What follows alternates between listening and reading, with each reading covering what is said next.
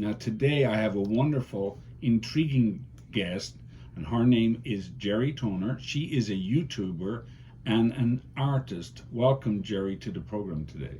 Hi, thank you for having me. You grew up in a Christian home. You grew up in Wisconsin on a farm, which is typical for Wisconsin, right?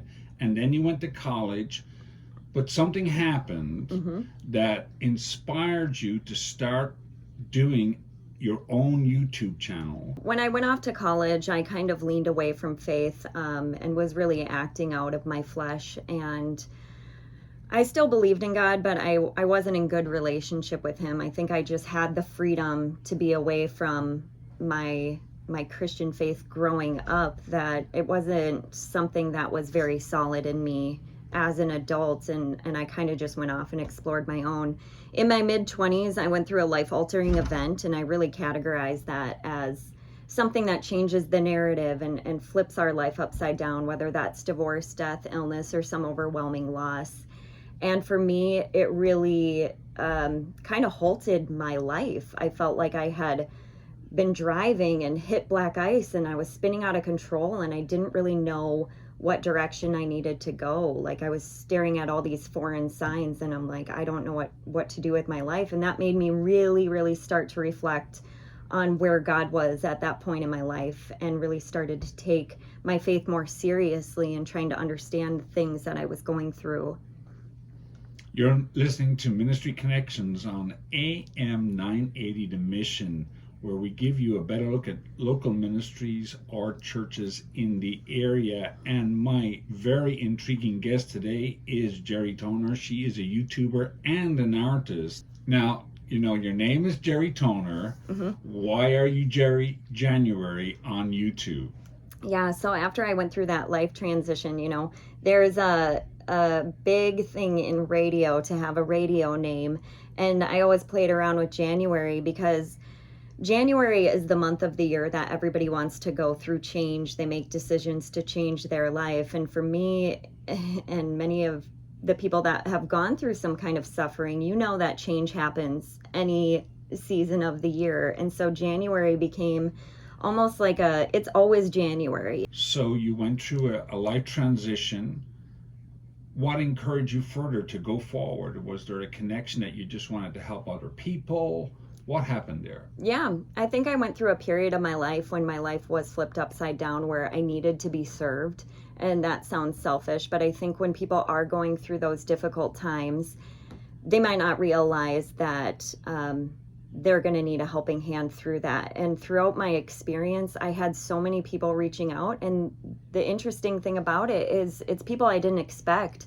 And a lot of them were strangers sitting in a community of people going through similar things that I was one of the most profound changes. And I can reflect back on that now and look at all of those people in my life that helped me, and also be encouraged to help people going through those hard times, not expecting a thank you, because really it's just about being a vessel for God and saying, God, just use me to help somebody else see life the way you've showed me.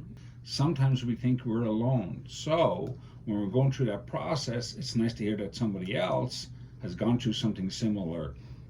Now, what are the subjects that you deal with on your YouTube channel? My YouTube channel is about helping people go through a difficult time. And so you'll find one of two videos on my YouTube. You'll either find videos that really go into the things that had helped me go through that experience, whether that was the importance of having a support group or dealing with intrusive thoughts and even suicidal thoughts. Because when we go through suffering and traumatic periods in our life, our mind can go to really dark places. But the more and more I started to seek God in my life, the more I started to incorporate biblical principles, including subjects like spiritual warfare and how to fight back, subjects on forgiveness, and how letting go is a way of freedom and not staying bitter and holding resentments in our life, because people are going to wrong us. They're human, right? But at the same point, it's up to us to know that we can have the freedom through Christ and forgiving, not holding ourselves prisoner, not holding somebody else prisoner, forgiving ourselves, forgiving another, and for even forgiving God, and asking for forgiveness, because as much as people might wrong us in our life, it's up to us to stay faithful throughout that experience and allow that experience to better us instead of bitter us. That is just so inspiring. People do go through dark times. They feel lonely. If you were to encourage somebody today, what was the one word of encouragement that you got that really helped you move to a better place in Christ going forward? I think it was understanding that I wasn't a burden, that there's a lot of people out there who want to help, and it might not be the people that you expect to step into your life, whether that's complete strangers or somebody extending a hand and you think, oh, they might not understand what I went through, because, I mean, let's face it, we were all raised differently, we're all biologically different, and so it's going to be a different experience. But I think allowing myself to experience Christ through other people and them being the hands and feet of Jesus has really helped me want to just be a vessel for God, to extend my hand to somebody else, and knowing that they may be going through something that their mind doesn't even fully understand, but that I can be the person that grabs the wheel and says, hey, I'm going to be in the driver's seat next to you and I'm going to help you through this. And then just giving myself grace through the process, knowing that, we're not perfect. And as we grow in Christ, there's a journey that happens with that. And, we might make some mistakes along the way, but just having grace. Having grace, that is a powerful word. I know it helped me in my life, that I should give myself the same kind of grace that I would give somebody else going through a difficult time. That is so awesome. Before we get into your art, there's a lot of other different things that people can go through.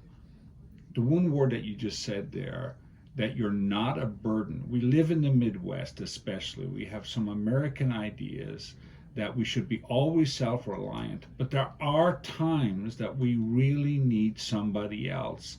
So your YouTube channel, how do you think that's affecting others, just with that word of encouragement? Yeah, I think when I do my YouTube, I try to keep one person in mind. As much as that one person might have lost a parent or a spouse, and somebody I know in my personal life, and what I would want to say to that person, because I think the thing is, as humans, we're a lot more alike than we are different.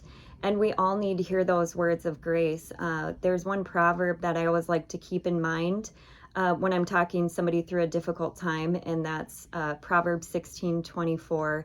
Gracious words are a honeycomb, sweet to the soul and healing to the bones. That gracious words really are healing. And so when I'm making those videos, it's not only just to be encouraging, but to also allow gracious words to come out, to reach others, knowing that, we need to hear that sometimes. We don't always need advice, but we feel a lot more at peace and at ease when we are hearing those kinds of gracious words. Maybe you're listening to this program today and you never thought that God could reach you wherever you're listening to. Maybe you need a word of encouragement, and I'm going to encourage you to go to Jerry January on YouTube and listen to her YouTube videos, and you will be encouraged.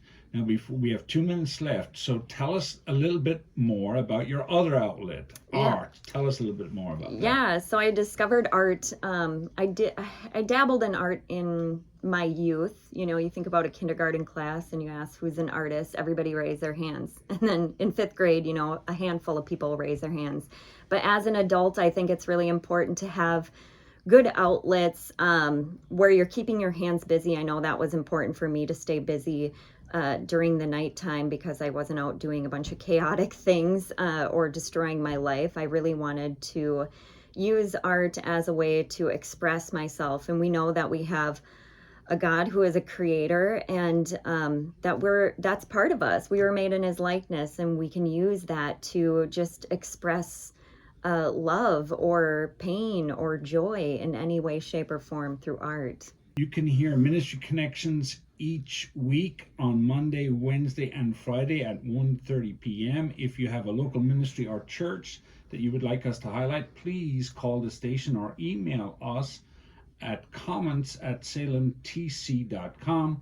I'm Patrick Hoban, thanking you for listening to AM980 The Mission, the Twin Cities Christian Voice. Thank you, Jerry.